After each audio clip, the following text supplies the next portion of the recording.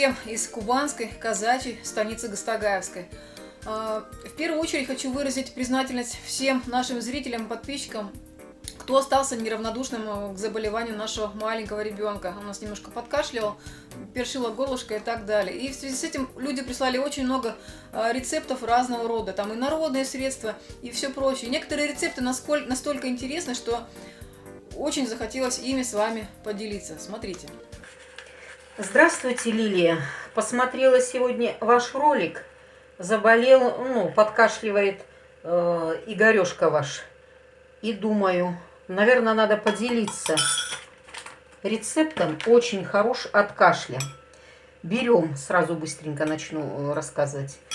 На кончике ножа куркума, на кончике чайной ложки, вернее, куркума, заливаем пол-бокальчика кипяток. Только что сейчас чайник закипел.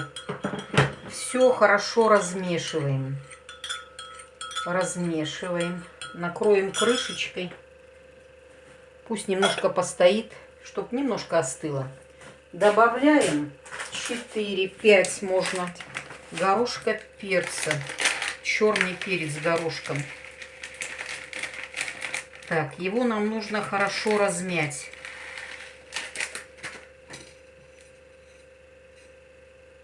4, 5, 6 можно черный горошек, перчик. Разминаем хорошо его, чтобы образовались такие крупиночки.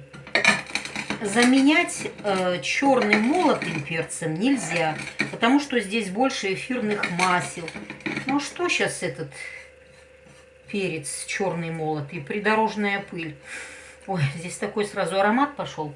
Я хочу сказать, что этот рецепт очень хорош не только от кашля, он даже лечит, я себе лично гайморит вылечила. Любой насморк проходит очень быстро. И работает он очень эффективно.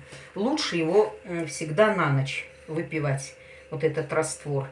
Так, хорошенькие уже такие получились частички перца. Можно еще помельче, как вам удобно будет. Немножко остыл раствор. Смешиваем этот перчик с куркумой. Хорошо размешиваем.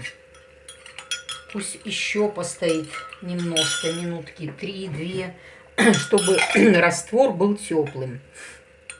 Пить небольшими глоточками. Он немножко остренький, но ничего страшного. Можно даже добавить мед. Мед усиливает действие этого раствора.